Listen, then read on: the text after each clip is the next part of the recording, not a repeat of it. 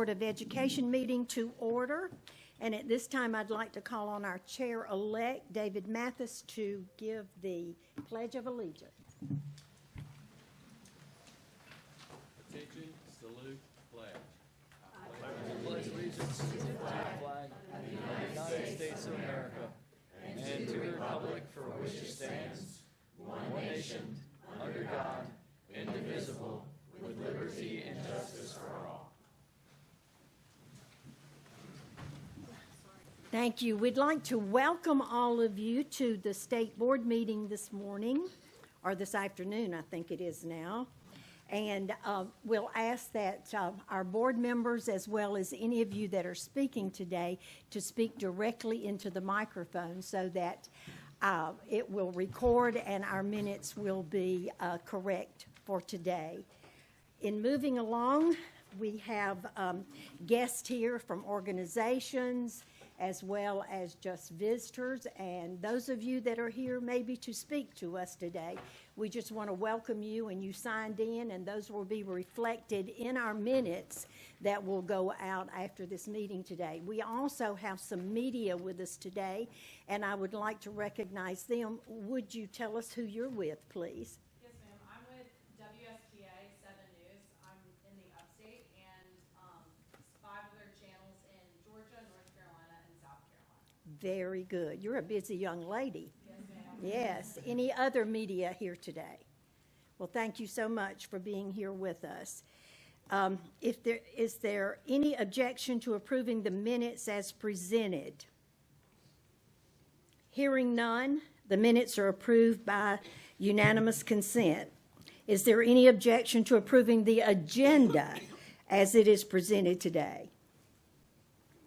Hearing none, the agenda is approved by unanimous consent.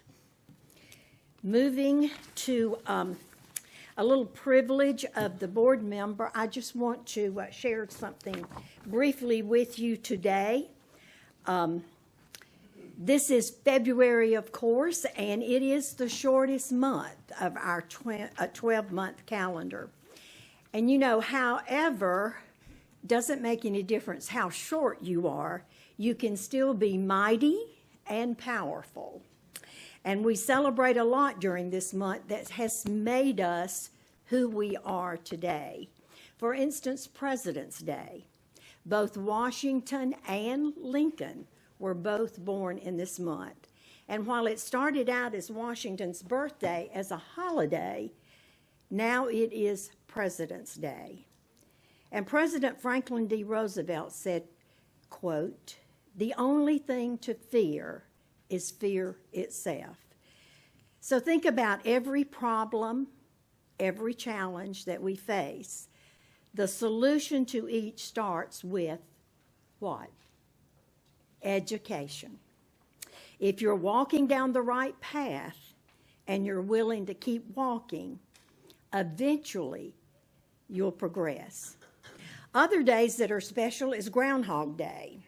And it's always been said that when he sees his shadow, and if he does, more weeks of winter weather. Well, it's 80-something degrees outside today, and he did see his shadow, I understand. So we'll talk about that later.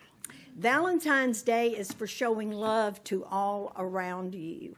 But the true history of St. Valentine was a little different in past years. Black History Month is an annually observed month originating right here in our own U.S., where it is also known as African American History Month. You know, Martin Luther King said, quote, "Darkness cannot drive out darkness, but only light can do that." To really promote awareness, February promotes heart health, cancer, and low vision awareness. And finally, for this short month that we're in, it does focus on education, of which Nelson Mandela gave us, quote, education is the most powerful weapon which you can use to change the world. And we seek, with emphasis still, on poverty in our state, in mental health issues in our state, and also the debt that our students still have when they go into higher education as they're beginning their second semesters right now. And along with other special days in February, I happened to read a little book recently that was titled Love is a Verb. And it talks about making a positive difference in people's lives. It inspires you to rekindle the warmth in your friendships, in your family, and in your workplace. People who act as though love is a verb often find others treat them the same way.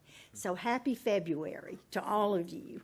And now we'd like to have our Superintendent of Education, Ellen Weaver, present for us. Thank you, Chair Allison, and it's very appropriate that you focused us forward on the shortest month. I'm going to do a quick retrospective of the longest month, the 92 days of January that we have all just survived.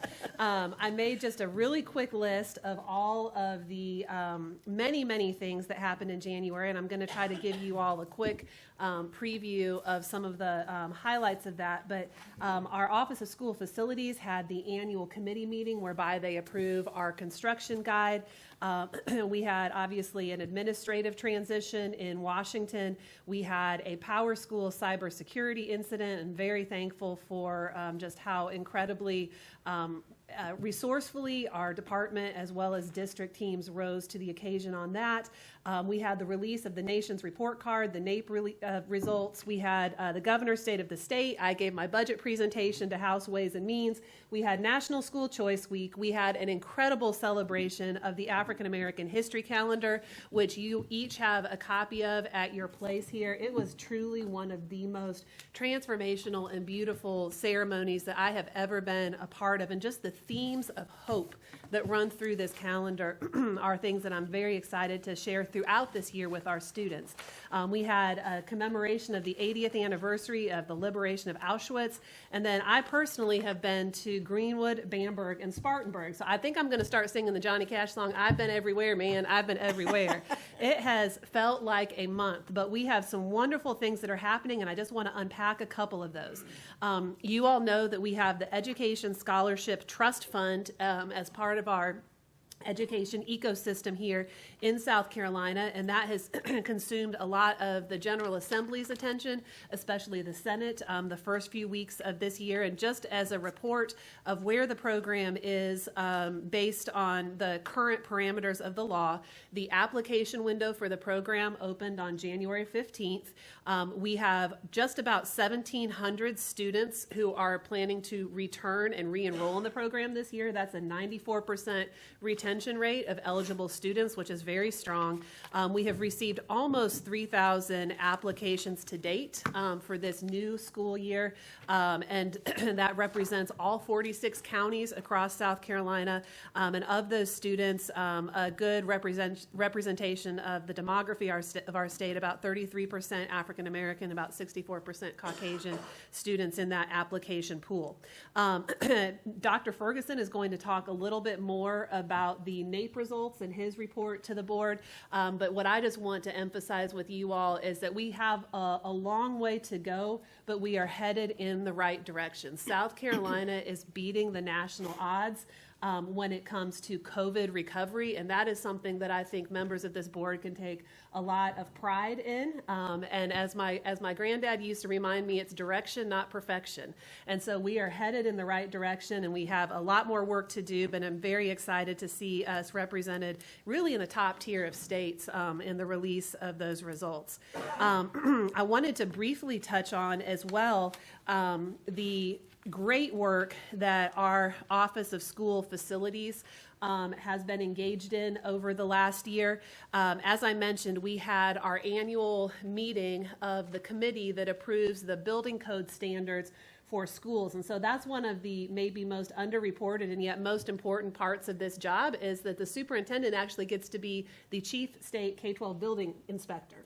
for all school construction in this state. And we do that through our Office of School Facilities. And so I just wanted to brag on this office briefly. They have taken the construction manual and divided it up because, you know, in any government organization, things just have a tendency to grow and grow and grow and grow and grow over time. And so we were at a 59-page manual. I am proud to report that this year, thanks to the hard work of that office, we are down to a 9-page manual that in no way compromises student safety, maintains high standards for our school buildings, and actually saves time and resources for our districts, which ultimately means we are saving taxpayer money for districts and getting that money back to where it matters most, which is into the classroom to support students. So just a couple of stats that I wanted to read for you. OSF's, the plans received from 2023 to 2024 have almost doubled, and yet they reduced their review time by 35%. 40 projects have been designated to allow local building code officials to be the inspectors of record in those processes, which again multiplies our efforts as an agency because we simply can't be everywhere doing everything. And so that's a huge force multiplier for our team in school facilities. We have outsourced the fire protection system inspections to the state fire marshal, which has resulted in a 50% reduction of our final inspection time. And then we have a streamlined above the ceiling inspection protocol that has really taken a process that before could have been weeks and trimmed it down to days. And again, when you're in construction, you know, time is money. And oftentimes schools are getting up to the last possible minute as they're waiting for that final occupancy permit to open for school. And so when every day and every hour matters, I am just so proud of the work that OSF is doing and just the incredible feedback that we have gotten from our stakeholders in the community about the process improvements that that team has worked on. That has been so exciting. I also wanted to just take a moment to celebrate academic success. We just found out today that Waterloo Elementary School in Lawrence 55 has been named as one of 5 finalists for the National Institute for Excellence in Teaching's awards, their Founders Award. So we are one of 5 schools in the entire country that have, or a state that has a school. So, and this is very personally special to me. Waterloo Elementary School was the second beating the odds school that I visited as state superintendent. And what they are doing there to focus on foundational skills, on the science of reading and aligning that ELA instruction around high quality math, professional development, and instructional materials, all these things that we talk about over and over and over again. And the power of principal leadership. Kim Penland, who was the longtime principal there, and now they have a new principal who continues to lead them to success. So Waterloo Elementary School has received $10,000 as one of the 5 finalists and are now in competition for a $50,000 prize. Ooh, that is great. So very, very, very excited about that. And then just briefly, I wanted to run you all through just some really great opportunities that I've had to be out and about over the last few weeks. 2 weeks ago, I was privileged to be in Spartanburg 1. I was joined by our chair lady in her home turf up there and got to visit both an elementary school and a high school in Spartanburg 1. And I got to see our letters training in action. I was in a small group pullout for a 2nd grade class, and you see the little boy there who's facing me in that picture on the left. Let me tell you what, he knew his blends better than anybody I have ever met. He'd tell me one blend, and I was like, yeah, that's really good, buddy. Can you tell me a word that starts with? And he's like, he'd rattle it off, and then he'd tell me another one, unsolicited. So he was really excited about the reading journey that he was on. I then got to visit a 6th grade classroom where they were using the new ELA curriculum that this board adopted. And as part of that curriculum, they actually have an AI writing tutor. And so the 6th graders were writing away, and then the tutor provides them feedback. And so I got to see what kind of feedback was being provided and how this really helps the teacher's time go further as she's walking around and helping those students hone their writing skills. And then the last thing we got to visit, first of all, we had a wonderful wonderful welcoming committee from the special education class at Landrum High School. Go Cardinals. And we had several high school students who just talked about how Spartanburg One is really equipping each of these students to follow their personal pathway to success, be that going into some kind of cosmetology field, be that agriculture, be that cybersecurity. Each of these students had a different dream of what success looked like in their life, and the way that Spartanburg One is working not only within the schools in the district, but with the institutions of higher education in their county there was just really incredible to see. And those students were each so passionate and so well spoken about their dreams for their future. So that was just a wonderful way to celebrate the innovation that's happening in our local districts. And Spartanburg One was actually also a recipient of one of our innovation grants here at the department this year around what they're doing to integrate AI into the classroom. The second thing that I got to celebrate that day was dedication. David T. Brewington, who has been in school transportation in South Carolina for 58 years. 56 of those, he has been an employee of this Department of Education, and I believe he is our longest-serving current employee. 2 of those years, he was in high school driving a bus. And so the General Assembly very fittingly named the Converse Bus Shop after him. So it is now the David T. Brewington School Bus Maintenance Center there in Converse. And so it was just incredible to have his family there and to just hear the homespun wisdom. I mean, he truly was not just a coworker, but a mentor and a friend to the people that he worked with. And he actually, through his career, has mentored up 3 directors of the Office of School Transportation here at this agency. And so just a wonderful, incredible man, full of humility and grace and wisdom.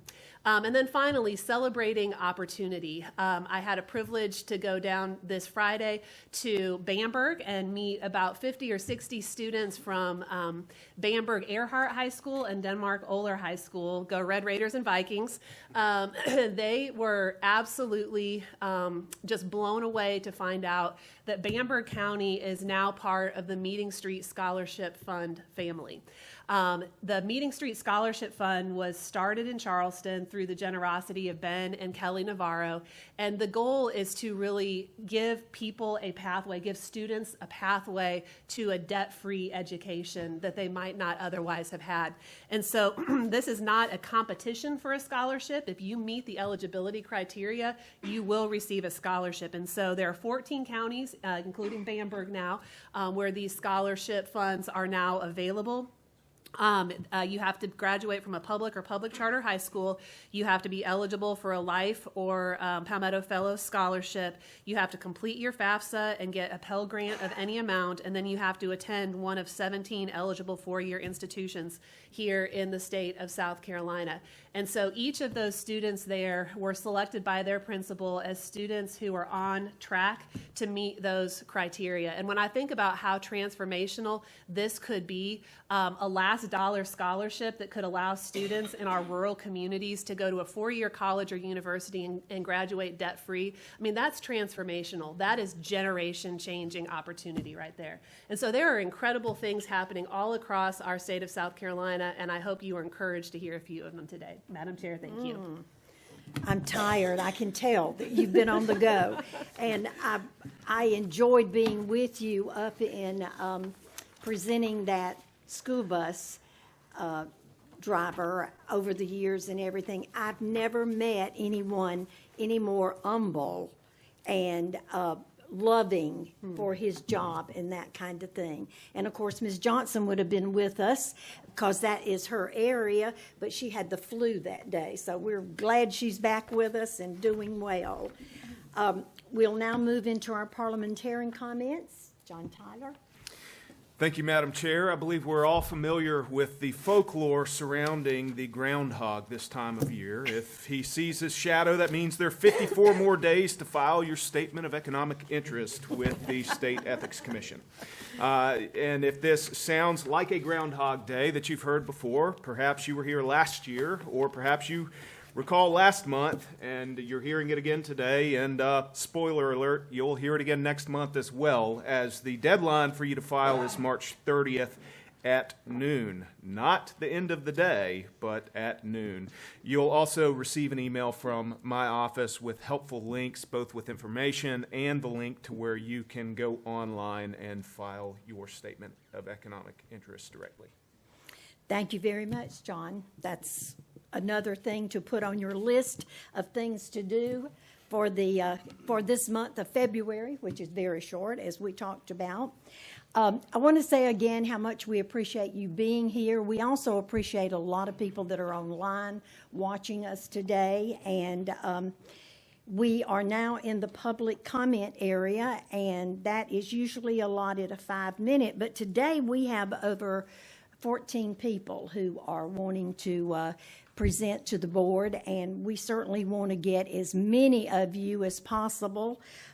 According to our rule of governance, we have the ability to shorten that length so that we can have more people. So at this time, I would like to ask for a motion to waive the rule of governance, which is our public participation, to a 2-minute presentation per person.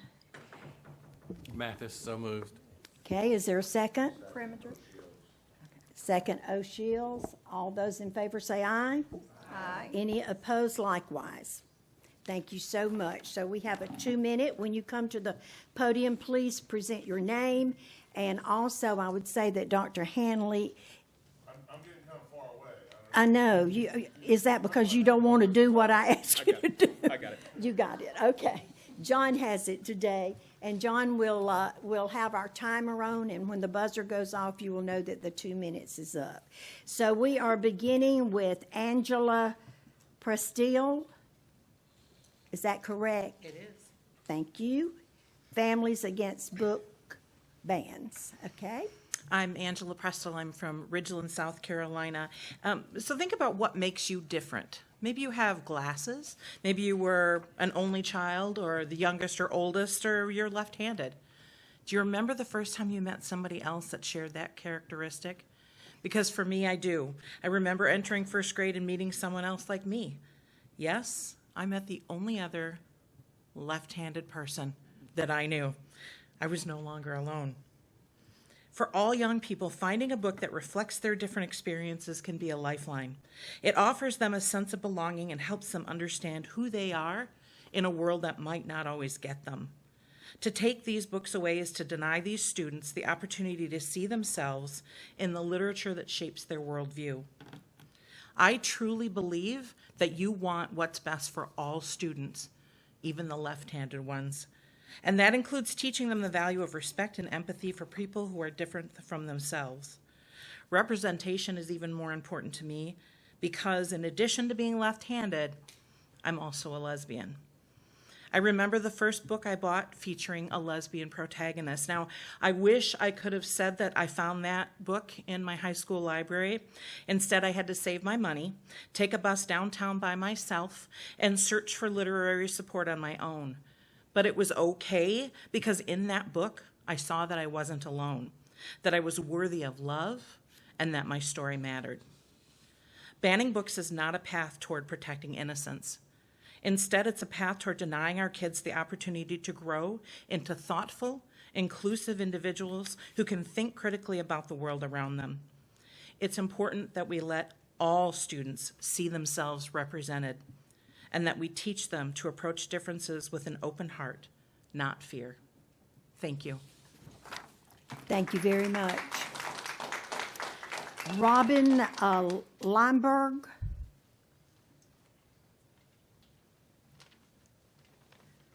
Robin, welcome. Thank you. Robin Liebenberg, Hilton Head Liebenberg, Island. thank you. I'm a retired English teacher. Wonderful. A recent report shows a big drop in student literacy nationwide. South Carolina schools rank 42nd, and 39% of our fourth graders read well below grade level. These numbers should create changes, like robust in-class libraries, early childhood education initiatives, read-centric activities. Instead, we ban books. When teachers are assigned a course, they read every selection, think about their class rosters, and the best way to help those students Often, they look at ancillary materials that bring literature alive. This may be science or history or math or art or film. And they talk with the school librarian, who has purchased materials for the curricula and student population. Both consider reading level, student interests and backgrounds, local culture and history, parent requests, and the wide range of literacy levels in any classroom. No teacher or librarian goes rogue. They need administrator and board approval. What every educator is careful. It's no simple task. If literacy is our goal, then we must draw children into the lesson, offer connection, themselves reflected. Over 60% of our children live in non-traditional families. 24% of our students are Black. 20% live in poverty. 8% are Latino, 7% LGBTQ, and 11% of girls and 2% of boys are sexually abused or assaulted. Where are their stories?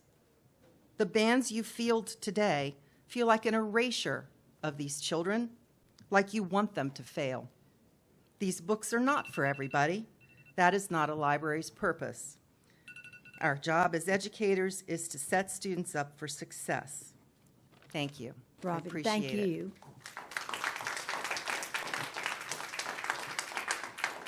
Mary Foster.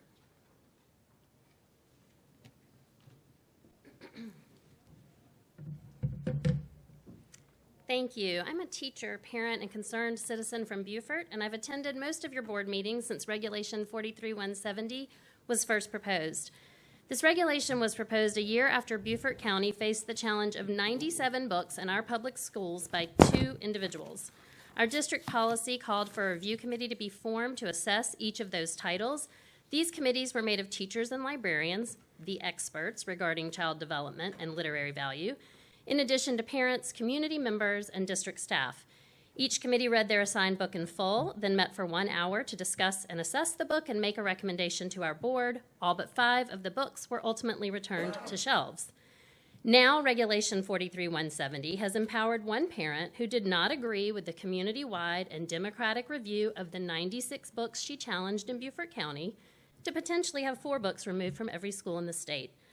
I want to make it very clear that I fully support the right of this complainant and any other parent or guardians in the state to oversee the material their child reads. But it is absolutely not the right of any parent to make that decision for other families, and most families trust teachers and librarians. Our community in Beaufort County made that very clear. There's a vocal minority claiming there are pornographic materials in schools, and I think if there's one thing everybody in this room could agree on, we don't want pornography in our classrooms or libraries. I suspect no one agrees more than the teachers and librarians. But let me state this clearly. All sex is not pornography.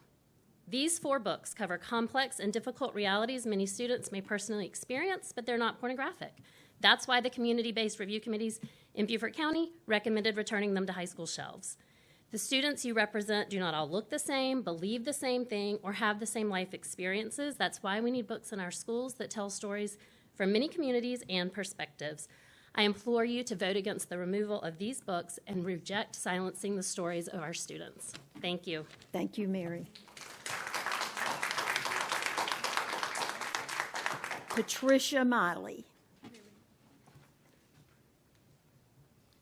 I'm Patricia Millie. I'm president of Children's Bible Story Books in Every Home. When I graduated from Carolina in 1959, Dean William Savage taught us that the whole child should be taught, that the child had to be taught spiritually, socially, physically, and mentally.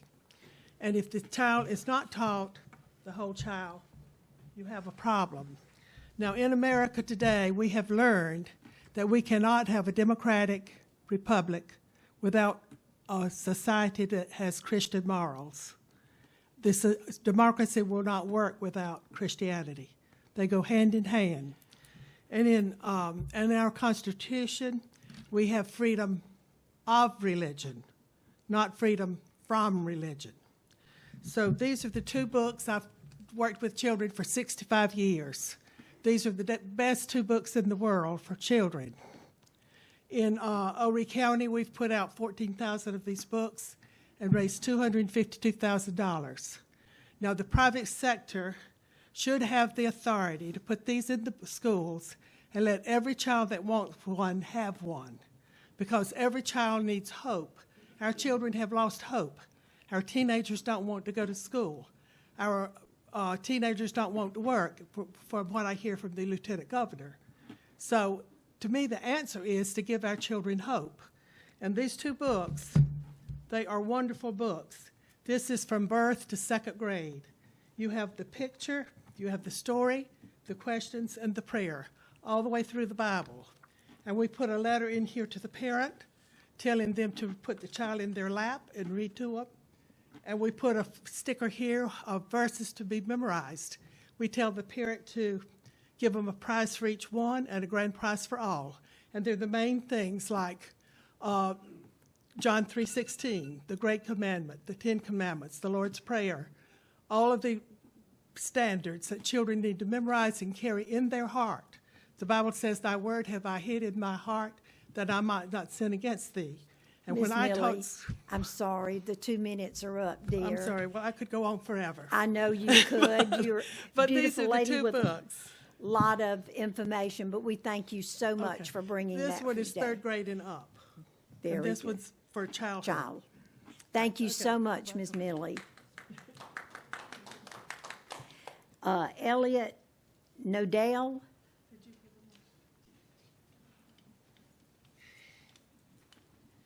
Good afternoon. My name is Elliot Nadell. I'm a senior at Spring Valley High School in the Richland 2 School District. I'm a member of DALO, the Diversity Awareness Youth Literature Organization. We are the antithesis of book bans, and last year with our book club, I read All Boys Aren't Blue by George Matthew Johnson. By banning this book, you are telling every single student that relates to them that they are too obscene for our schools. You are telling every black student, every queer student, every student who has ever been assaulted, every student has ever felt anything that Johnson felt, that they don't belong here. By banning this book, you are looking me and more than half my school in the eyes and telling us that we are too vile to be allowed to exist. All Boys Aren't Blue is a memoir. It tells the real, true story of a black queer boy as they discover and explore the aspects of their identity. The reason for the proposed ban of this book is because it is obscene, because it discusses an incident of sexual assault by an older cousin that the author experienced.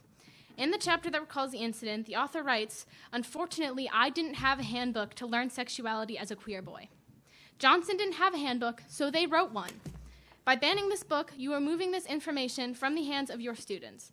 You'll be perpetuating the ignorance that allows people like Johnson's cousin to get away with the harm that they do." According to the National Institute of Justice, 3 out of 4 sexually assaulted adolescents were victims of someone they knew well. By limiting students' access to this information, you are making it that much easier for sexual assault predators to get away with what they do. The longer a rapist can keep their victim from knowing they are a victim, the better for them.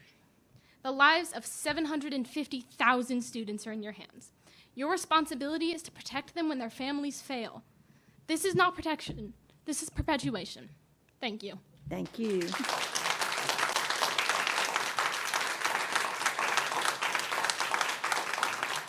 Jeske Spearman Childs. My name is Jessica Spearman Childs from Anderson County, and I come before you today not just as a licensed professional counselor that specializes in trauma, but as someone who sits with survivors of sexual violence, incest, and abuse every single day. I hear their stories that they were forced to carry in silence for decades sometimes. And I see the lifelong impacts of that silence, the shame, the self-blame, the feeling that their experiences don't belong in public conversations because they make others uncomfortable.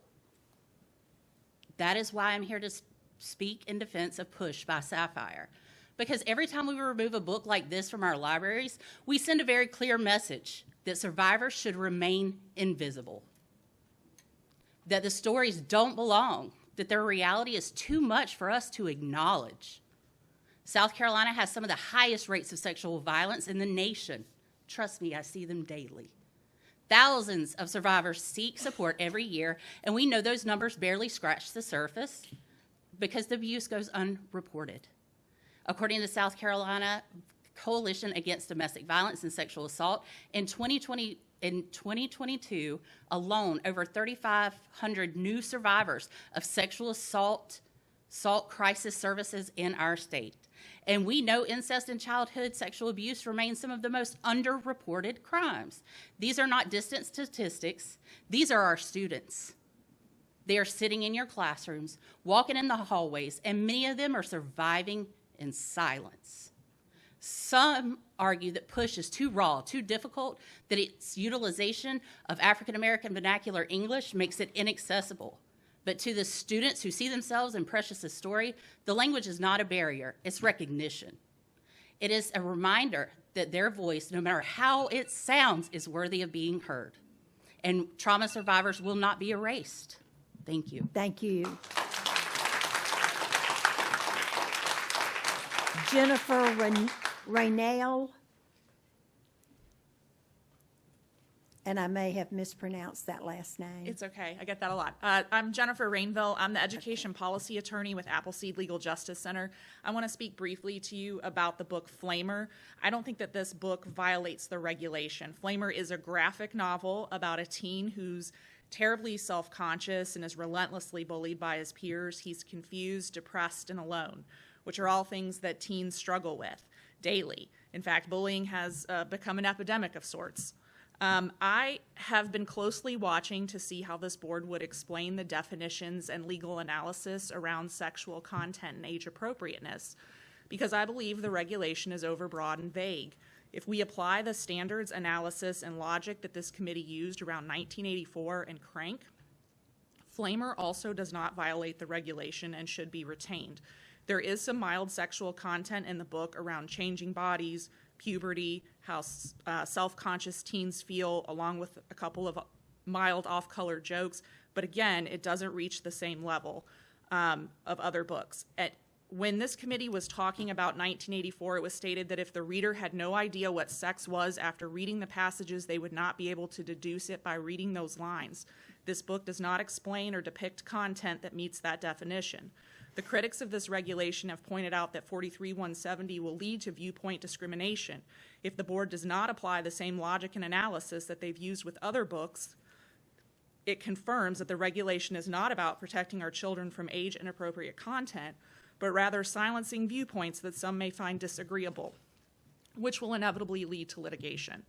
Flamer is a compelling story that helps kids understand that they are not alone and that even when things seem hopeless and even when you think there's no way out of darkness, there's a fire inside of all of us. The lesson of this book is you are enough. I think that this book is age and developmentally appropriate. This is a book about resiliency, especially when things seem hopeless and painful. There is always a path forward if you're brave enough to take the first step. This is a lesson that I think we want our kids to learn, especially as South Carolinians, like our state motto, while I hope I breathe. Thank you, Jennifer. Valerie Bird Fort.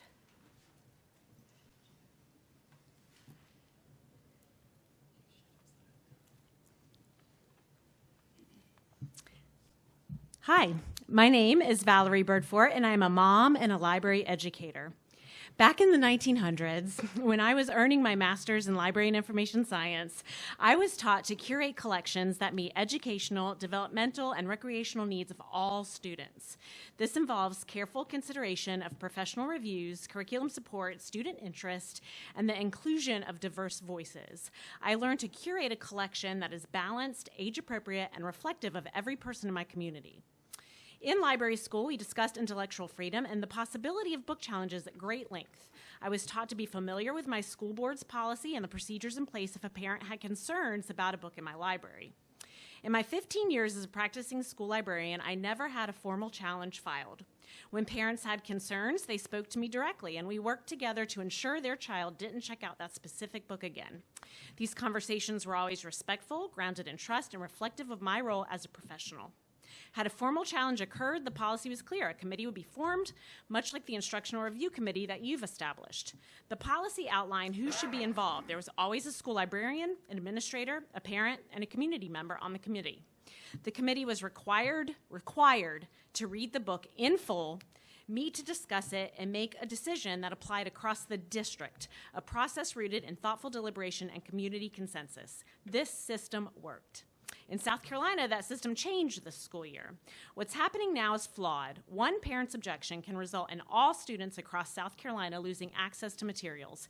As a parent, I find this deeply troubling. I want my daughter, her friends, and other students to have the opportunity to read the specific books we are talking about today in high school.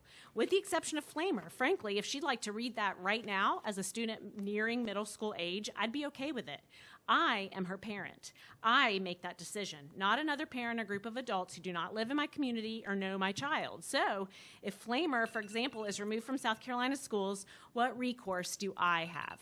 Thank you. Thank you, Valerie. Mary Rita Watson.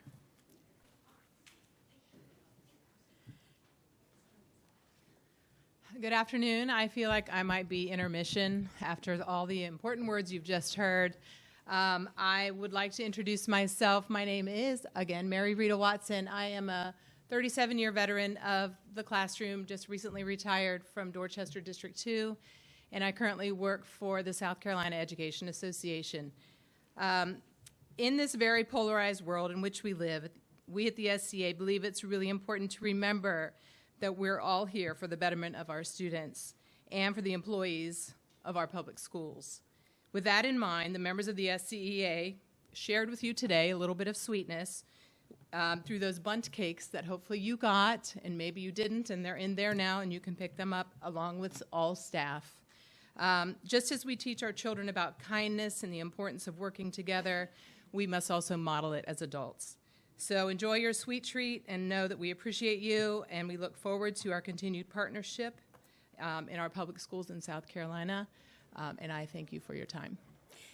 Mary Rita. Yes, ma'am. I was going to thank you at the end for those bundt cakes. If we look a little, you'll know the ones that ate theirs at lunch, though. Well, So thank you so much for that. We You're welcome. appreciate that. Moving right along, Lacey Lane.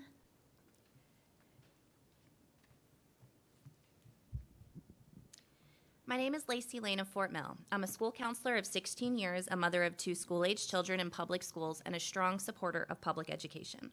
Regulation 43-170 harms students by limiting access to diverse perspectives and important life experiences. I'm here to ask the board to retain the books that are up for vote today.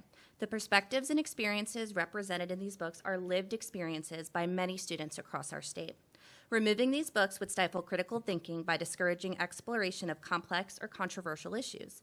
If you choose to remove these books, you are reducing emotional support for students who are dealing with personal challenges, and these works of literature can offer comfort and validation. Book bans restrict students' ability to grow emotionally, socially, and intellectually, which is why I'm so passionately against them as an experienced school counselor.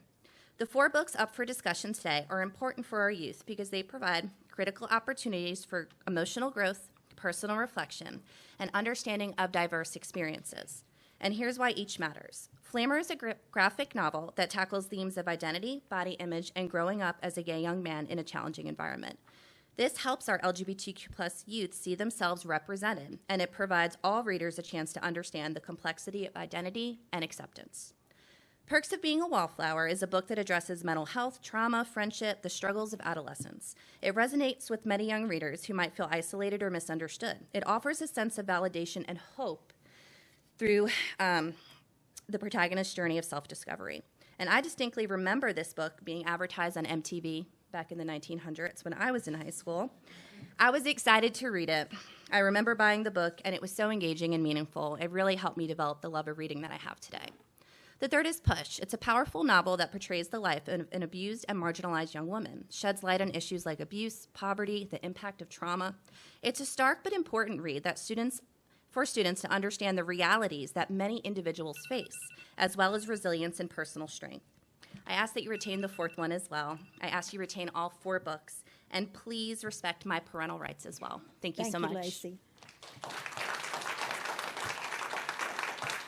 Angela Nash.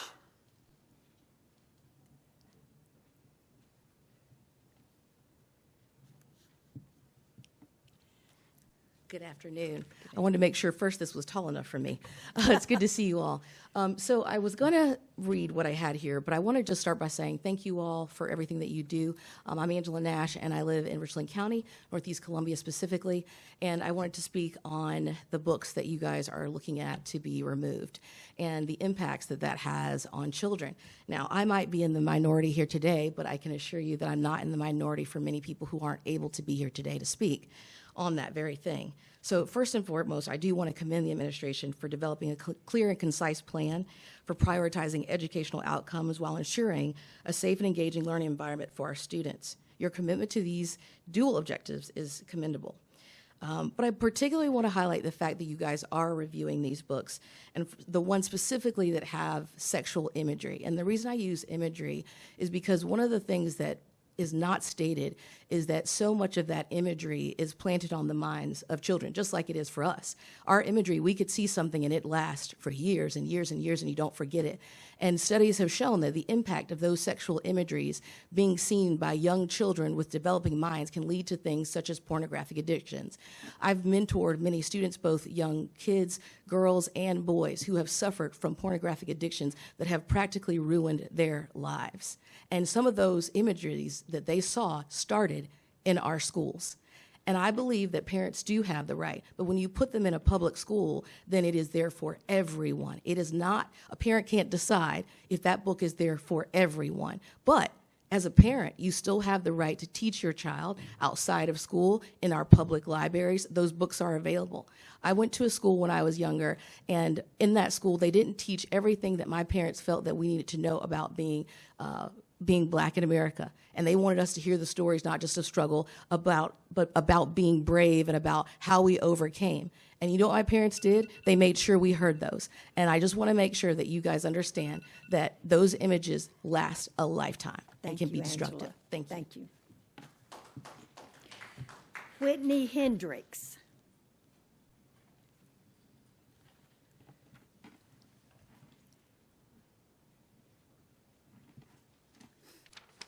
Good afternoon. My name is Whitney Hendricks, and I'm a mother of 3 school-age children right here in the Midlands of South Carolina. Like so many other parents, over the past few years, I've taken great interest in learning how my tax dollars are being spent and what my children have access to in our classrooms and school libraries. Also, like many parents, I've been shocked by what I've learned. And so today, I'm here simply to say thank you. Thank you for listening, and thank you for this regulation that allows a critical eye to examine controversial material to determine whether it has a place in a publicly funded educational environment. Unlike public libraries and the marketplace for that matter, school libraries serve a captive audience of minors and should have a targeted objective, which is to support curriculum-related research and the instructional reading needs of students. Every resource provided to South Carolina students by means of public funds should be viewed through the lens of its contribution to our academic goals and objectives, because at the end of the day, that is why we're here. Thank you for your time and your service to South Carolina students. Thank you, Whitney. Jennifer Boykin. Jennifer Boykin. Kennedy. Oh, Jennifer? Yes. I'm sorry. I'm sorry. You were on the back row, so I didn't get to see you come up. It's okay. Go right ahead. My name is Jennifer Boykin. I am a school librarian. I am also the poet laureate of the City of Columbia. I am here today because I am supporting one of my former students, Elliot, and their comments with making sure we maintain these books in the state of South Carolina. We have a history in our state of banning people from learning how to read and write and other things, and these book bans just continue a legacy of banning people from having access to information that they need. Parents do have the right to decide what their children have access to, but they do not have the right to decide what other people's children can and cannot read. These books should be made available to students who choose to read them. And for parents who don't want their children to read them, they have that choice. As Valerie mentioned earlier, parents can decide that their children can't read certain texts. So my job as a librarian is to make information accessible to students and to all students. We don't get to choose who we serve in public education. We serve all students who walk in the door, and some of our students need these books in order to help them develop into the healthy, productive citizens we want them to be in the state of South Carolina. Thank you, Jennifer. And our number 14 last is Kennedy. Is it Lentz? Kennedy? Kenny? Going once, twice? Okay, well, thank you so much. That finishes our list of 14, and thank all of you who came before us today and presented. We appreciate that greatly, so thank you. And now we're moving into our state board items for today. First of all, the Policy and Legislation Committee met and heard one item for approval and no items for information. Florence County School District 5 request a waiver under our 5939-160 that was approved and placed on the consent agenda. The report stands as a motion made from the committee. It does not require a second. Is there any discussion concerning that? If not, I'll ask for the vote. All those in favor say aye. Aye. Any opposed likewise? The motion carries. Moving to, I recognize Mrs. Johnson to present the Educator Professions Committee report. Thank you, Ms. Allison. The Education Professions Committee met this morning, and there were 3 action items that we heard. First was the identification of critical needs subject areas for 2025-26. Second was identification of critical needs geographic areas for 2025-26. And thirdly was the alternative route program approval of additional certification fields for Winthrop University's network of alternative preparation and teaching. That's a long title, but it means we're adding something to their alternative route program. That's what all that means in that. These action items were approved and were placed on the consent agenda. There were no information items that were heard today. Thank you, Ms. Johnson. The report stands as a motion made from the committee. It does not require a second. Is there any discussion concerning that? If not, I ask for the vote. All those in favor say aye. Aye. Any opposed likewise? Motion carries. Moving to Standard Learning and Accountability, I recognize Ms. Johnson to present that. I'll do it. Okay. Okay, Jackie Lynn. The SLA committee met today. We had 2 action items. The first one was the adoption of the Read to Succeed implementation guidelines for endorsements and course approvals. The second one was the report of recommendations from the 2024 instructional materials review panels from the cure period. The action items were heard and approved and placed on the consent agenda. The committee did not hear any other information items. Thank you. The report stands as a motion made by the committee. It does not require a second. Is there any discussion? Yes, Dr. O'Shields would just ask, can you, I didn't attend, I'm sorry, I was still with my kids in class.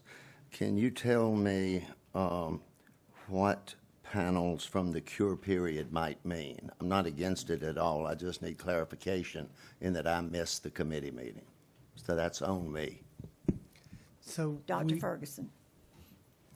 So we convened a group of over 200 educators from across the state to review materials that were submitted for math adoption.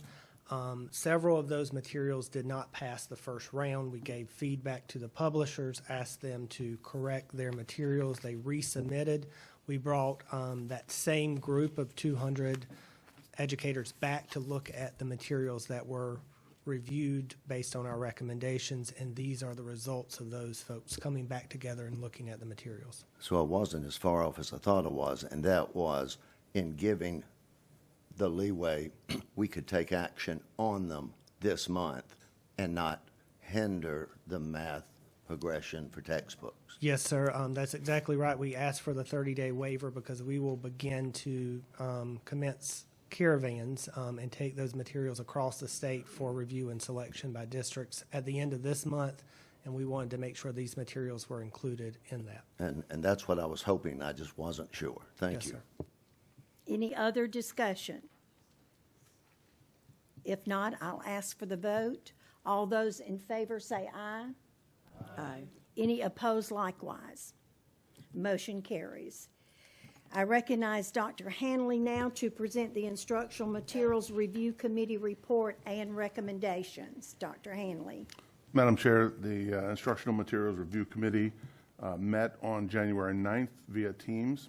We reviewed 6 materials. All 6 were referred to us from other local districts.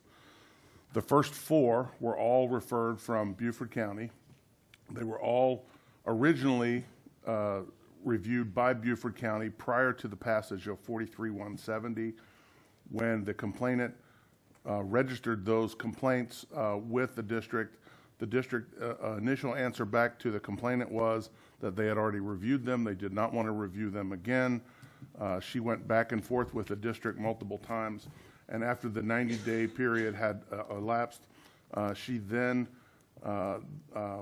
she appealed to the state looking for relief. So all 4 of those are under the same circumstances.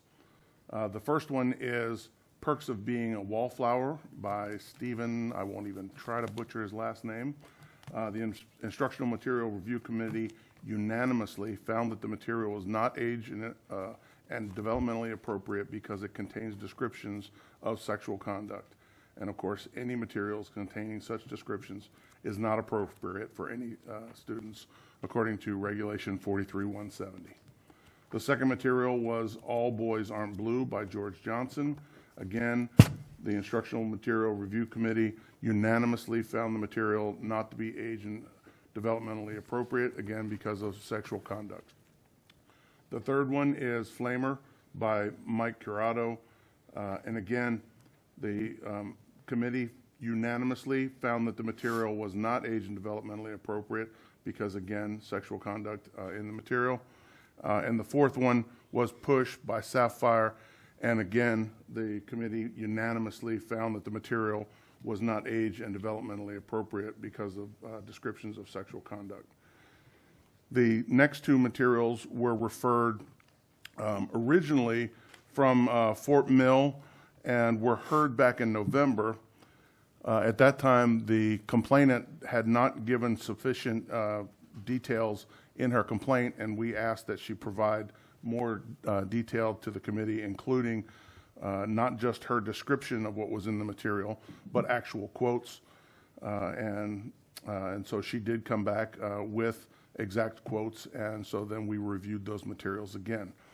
These materials are both suggested as long reads from the HMH 8th grade Intro into Literature textbook. The first one is Bronx Masquerade by Nikki Grimes.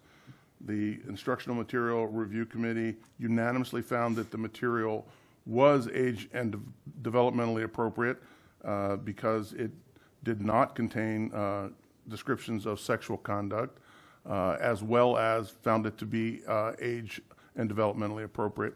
And the second one was House on Mango Street by Sandra Cisneros.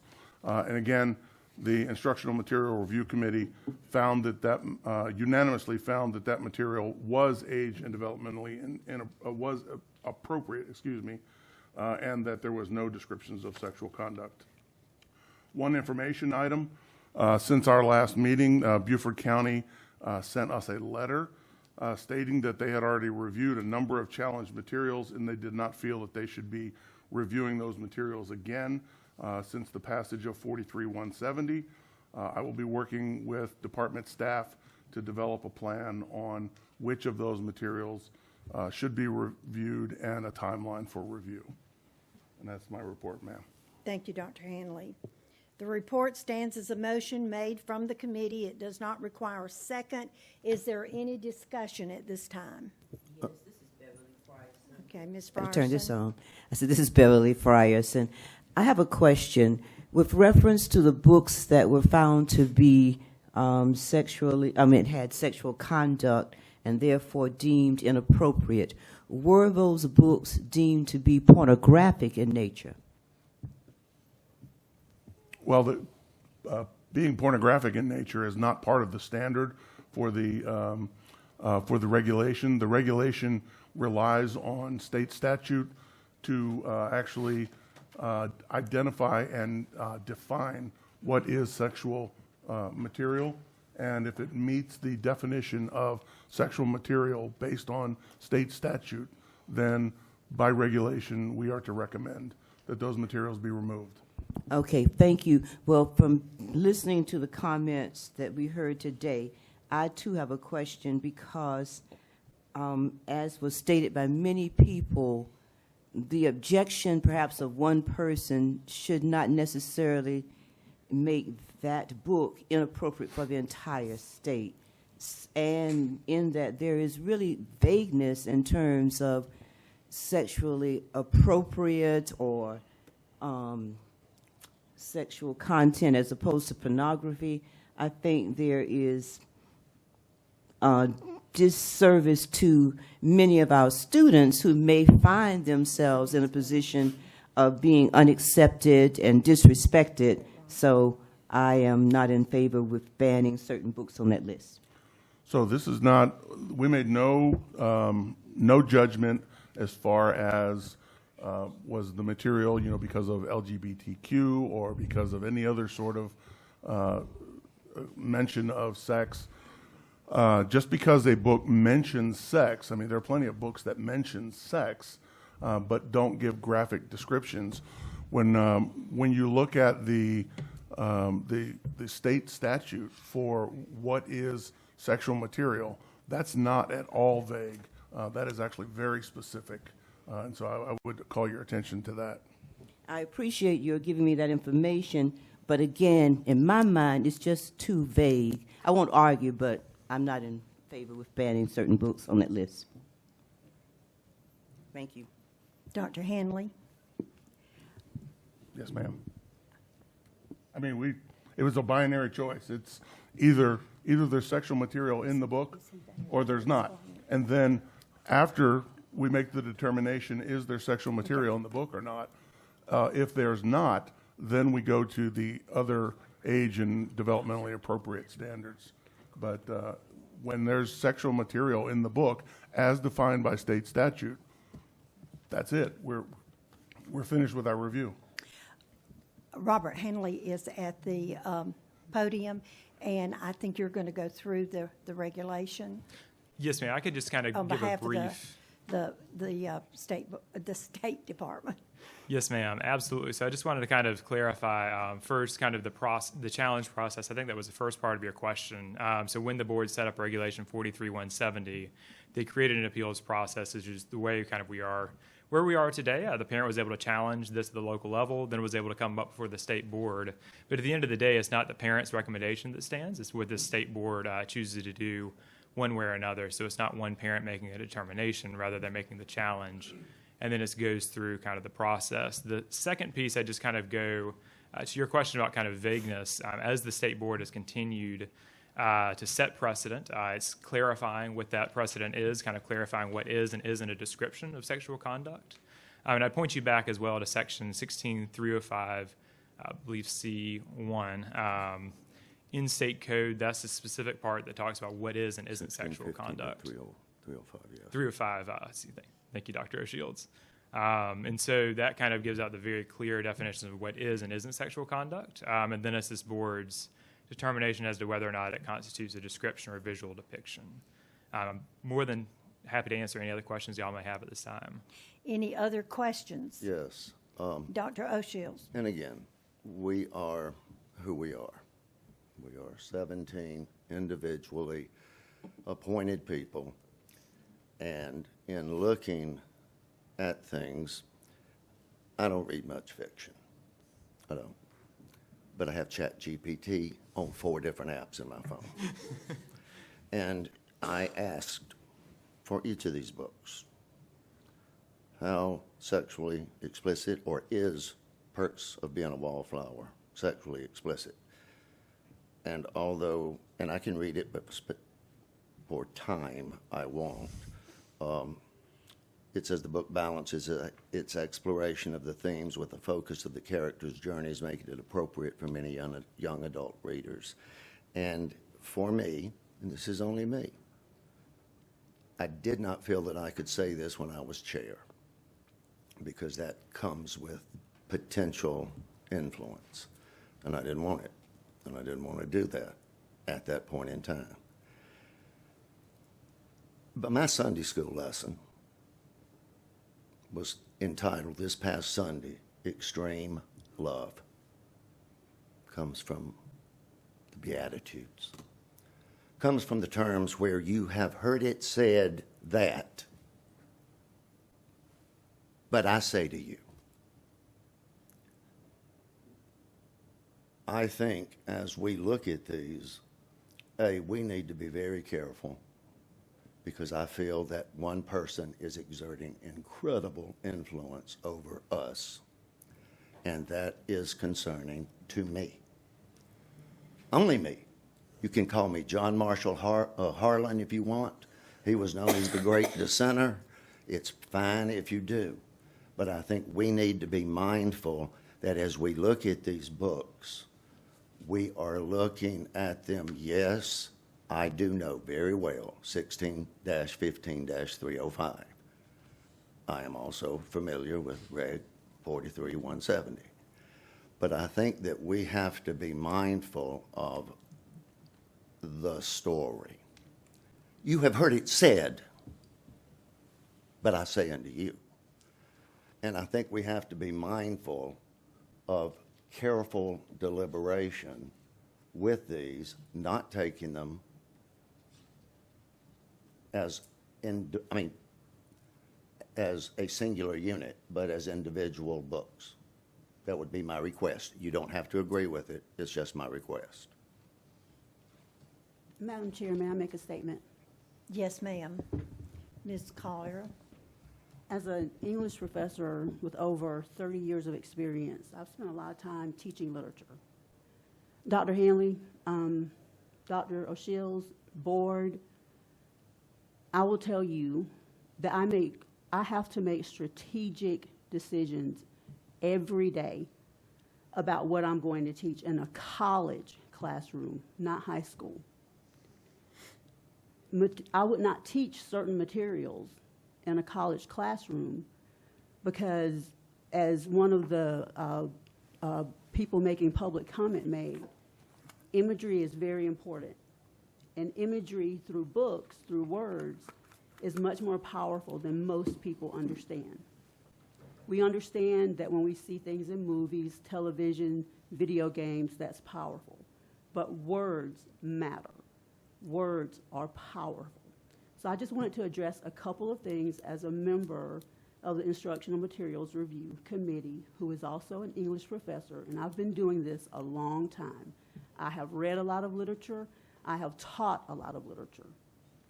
When we review materials, we are not looking at material from the perspective of one person's opinion or 100,000 people's opinions. We're looking at the questionable content, and we are drawing a conclusion based on the regulation and the questionable content. or whether it's questionable or not, whether it's pornographic or whether you want to call it sexually explicit. We're looking at those words and the imagery that's created, the descriptions that are created in that material.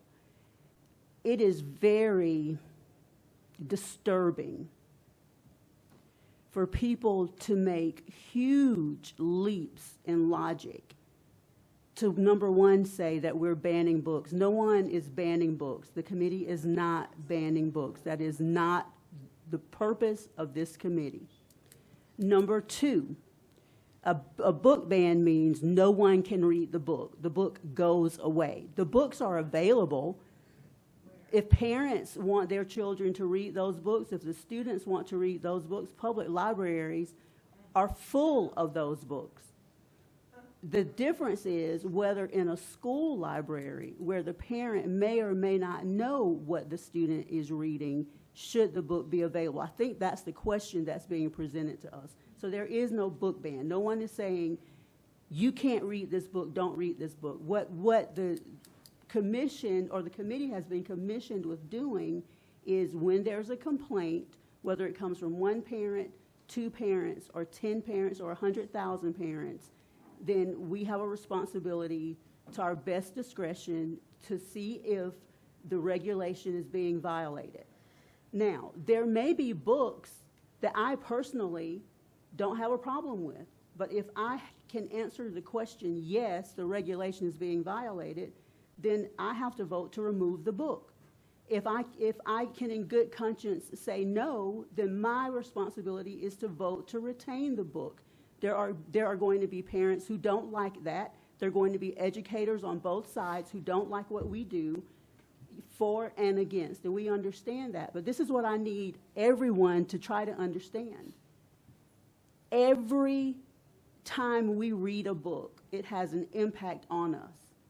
When our children read books, they have an impact on us. So there are some things that are appropriate for people to read, but not when they're 15 or 13 or 12.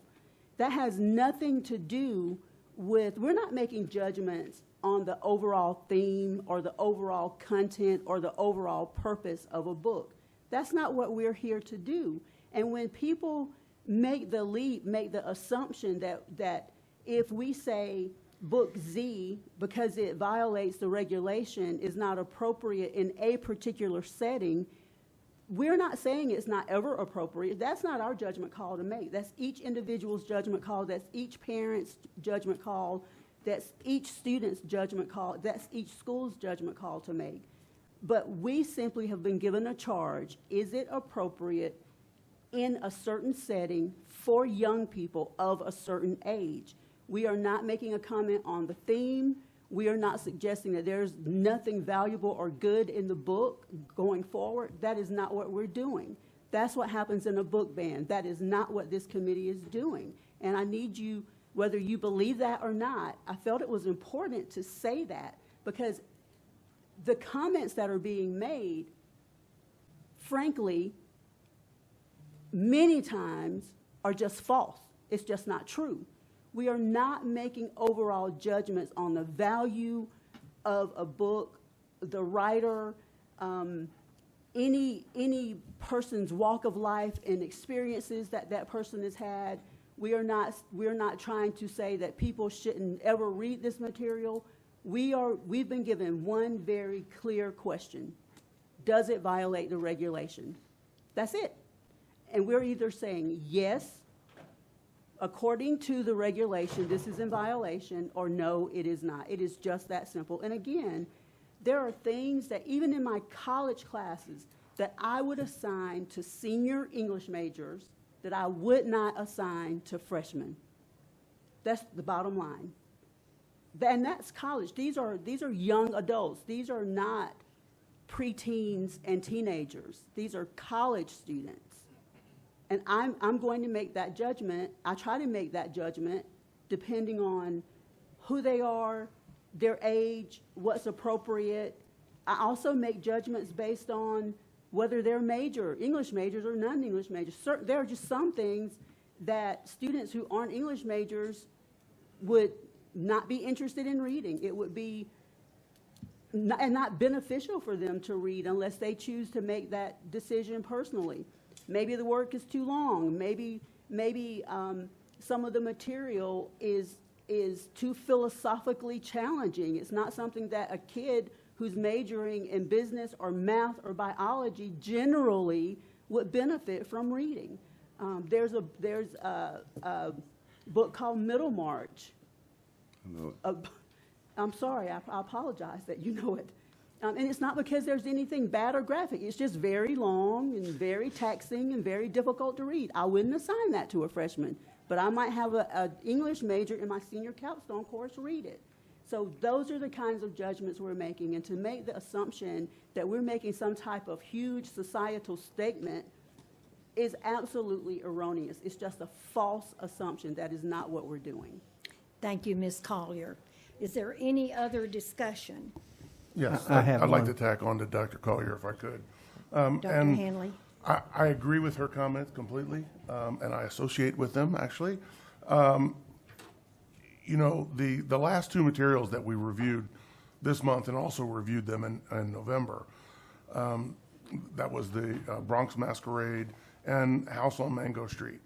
Neither one of those are really books that appeal to me. It's just not my style. But we reviewed those books, and actually the complainant was rather frustrated with us because we didn't see things her way. She really wanted those books removed, and she got very frustrated. And actually, she wanted a textbook removed as well. She became very frustrated with us because we were not ready to see things her way. And so we made a determination. Number one, was there sexual material? No. Then we made a second determination. Is it age and developmentally appropriate? The answer is yes. And so even though these are materials that I wouldn't prefer to read, they are appropriate for schools. And so we made the recommendation to retain them. So that's, you know, this isn't whether or not I like the book. It's, you know, and every one of us on the committee feels the same way about that, that it's not whether I personally like a book or not. It's based on South Carolina statute and the regulation. Is it appropriate in South Carolina schools? That's the determination we're making. And I would like to add, we are not making decisions based on sexual orientation, race, gender. We're not making decisions based on those things at all. And so to assert that we are is simply not true. And, you know, of course, you're going to believe what you want to believe, but I'm telling you that has no bearing, not in the smallest amount, not an iota of bearing on decisions that we're making. We are simply, to the best of our abilities as a committee and as individuals within the committee, to look at the regulation and to answer the question, does this violate the regulation? Yes or no. Just that simple. Thank you, Ms. Collier and Dr. Hanley. I remind you again that the report stands as a motion made by the committee, and it doesn't require a second. And Excuse me, Madam Chairman, I have one comment I'd like to make. Okay, in discussion. Not being on the committee, but being on the board, I am privy that I get a lot of emails from a lot of different parents. And I can't speak for the rest of you, but I've got them broken down into 3 categories. A lot of the categories were like some of the people that have spoke today, who they don't like the fact of we're talking about banning books or taking books out of school libraries. That's one group. I've got another total different group, who's applauding. They want them out. They think they need to be out. And then I've got what I call the biggest part is what's happening, and it's not just happening in South Carolina, it's happening all over the United States. The bottom line, people just don't want to be told what to do anymore. They don't want people making choices for them. And so that's kind of what I'm running into. But I will say this, I've only been on the board myself 6 months. But I do know some of these board members that have put a lot of time into this. And also I know what the law says. So I'm going to be supporting it, but I'm like that group in the middle. I don't like being told what to do and when is it going to stop. And I think that's what a lot of people, that's what I'm hearing from a lot of people is, if we do this, what's next? Are they going to come up and say you can no longer, I don't know, carry an umbrella to school or whatever? I don't know. But I did want to just say that because it is broken into 3 categories, and if most of the board members, I'm sure, have received emails. We even talked about it. Sometimes I don't get them to the day of that we're voting on something, and sometimes you do. So I did want to just throw that out there. Thank you, Mr. Richardson. Any more discussion on this? If not, I'll call for the vote. All those in favor say aye. Aye. Any opposed likewise? Nay. Okay, would you give me your name, please? O'Shields, Yes, please. votes nay. And Beverly Frierson, 5th Judicial Circuit, nay. Frierson, votes no. Okay. The motion carries with 2 dissensions.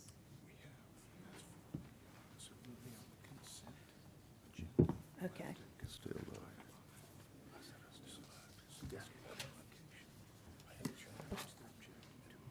Absolutely, you told me that earlier.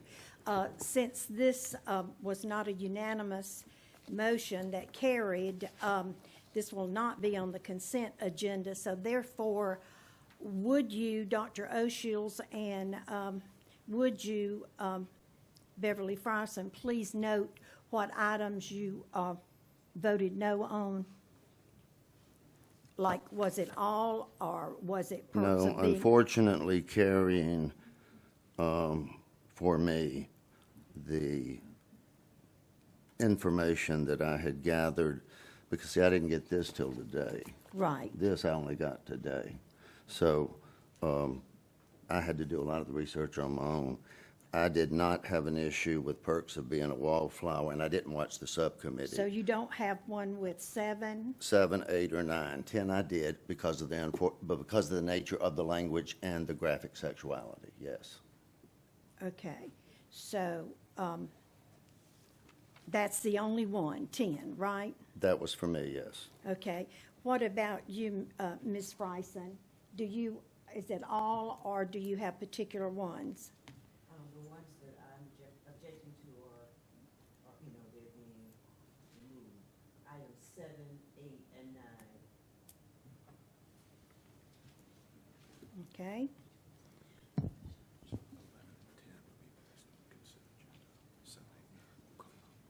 Right. 11 and 12 will be put on the consent calendar, and the 7, 8, and 9, and 10 will come up. Yes. Very good. Okay. Moving right along, I recognize Ms. Kriminger to present the Educational Licensure Committee report. Thank you, Madam Chair. The Full Board Education Licensure Committee met this morning and ratified the work of the Educator Licensure Committee.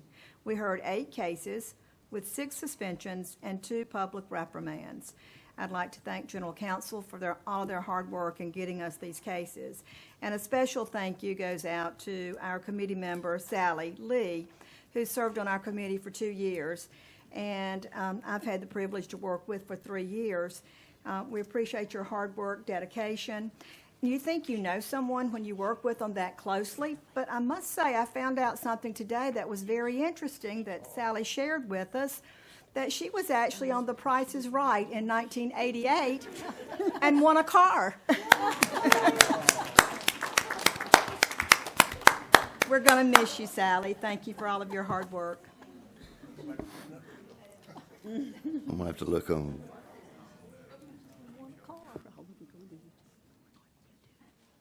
Did you ratify?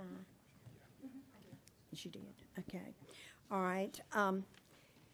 I am going to report our full board ELC. We had 2 cases, 1 order of suspension and 1 order of permanent revocation. And we have additionally, the full board ratified all of those items taken by the ELC committee. Okay. At this point, we go into the consent agenda. The consent agenda has been distributed. Is there a motion to approve? O'Shields made a motion to approve the consent agenda. Is there a second? Hanley, By second. Johnson. Johnson. Second the motion. All in favor for the motion signify by saying aye. Aye. Aye. Any opposed, likewise. The motion carries. Now.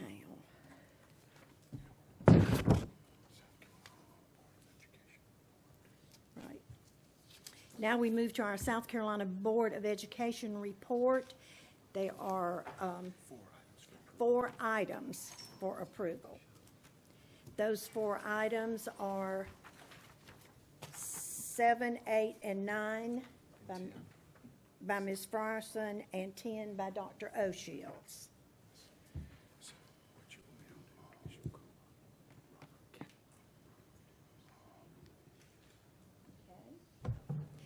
Robert Cathcart will now present on behalf of the agency. Robert. Thank you, Madam Chair and members of the board. I apologize, y'all have to hear me again, but here I am. I'm just going to make a brief presentation and then answer any questions you may have. So I just wanted to kind of start off. Dr. Hanley, I think, did an excellent job explaining the procedural history.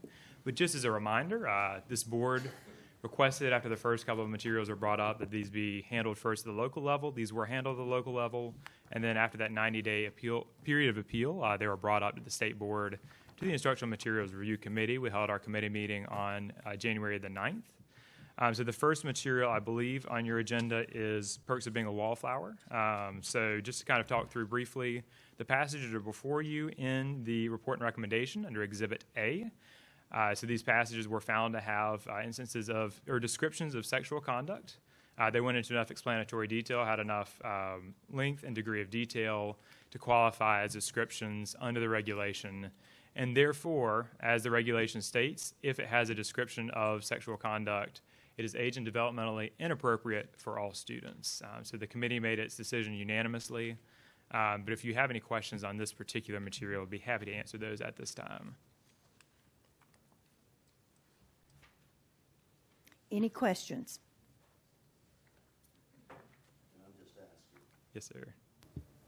In the future, could we get this a little earlier? Yes, sir. And one thing I will clarify, too, so the excerpts have been on our website for a while. The report and recommendation piece, we'll make sure we get that to you earlier. That would just help me. Absolutely. Yes, sir. Thank you. And it's, again, no aspersions. It's just running a district, teaching classes, and trying to get information just makes it harder. It's tough to run the world, I understand. Yes, Thank sir. you very much. Moving on to, okay, all right. We're going to take these individually. Is there a motion on item 7? Madam Chair, I move that the State Board of Education remove from all South Carolina public schools the perks of being a wallflower. Is there a second? Call your second. Okay, all those in favor say aye. Aye.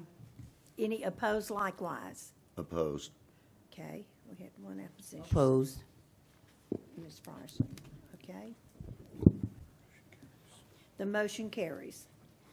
Now moving to item 8. Yes, ma'am. So just briefly again, this has the same procedural history as the last material that was just considered by this committee. Once again, the committee held its deliberations, found that this does have sexual conduct as described in the section of South Carolina Code. Therefore, age and development inappropriate for all students. I think it's important just to kind of go back to the regulation. Several times in the regulation it states these are not made, these are viewpoint neutral decisions. So it's not if you agree or disagree with the content presented. Is a simple yes. Does it contain descriptions of sexual conduct or does it not? If it contains those descriptions, then it violates the regulation. I stand open for any questions you may have. Any questions? If not, do I hear a motion on item 8, Book 8? Madam Chair, I move that the South Carolina Board of Education remove all boys aren't blue from all South Carolina schools. Is there a second? Kriminger, second. All those in favor say aye. Aye. Any opposed likewise? Opposed. Oppose. Okay, 2 dissensions. Motion carries. Now we move to item 9. All right. I believe this is the book Flamer. Is that correct? All right. Just It wanted- is the Flamer. All right, absolutely. So I want to go in just a little bit more analysis on this one and kind of talk about how it's distinguishable from some of the other materials we've discussed. This board has deliberated on that they found age and developmentally appropriate. So there's 3 kind of main points. The first is the action that occurs as sexual conduct is on stage and set squarely before the reader and viewer. Second of all, there's a sustained explanation. So in books like 1984, there may have been short 1 to 2 sentence discussions, brief kind of oblique references, but not to the same extent as in this material. And then finally, there's kind of this combination of a written description and visual depiction that combine to give that kind of context and visual description, visual depiction, written description that combine to give that explanatory detail necessarily for this to be a description and therefore violate of the regulation. I stand open for any questions y'all may have. Any questions? If not, do I hear a motion? Madam Chair, I move that the South Carolina Board of Education remove the book Flamer from all South Carolina public schools. Is there a second? Second. All those in favor say aye. Aye. Any dissension, no. Nay. Nay. Nay. Okay, that motion passes with 2 dissensions. Moving right along to item 10.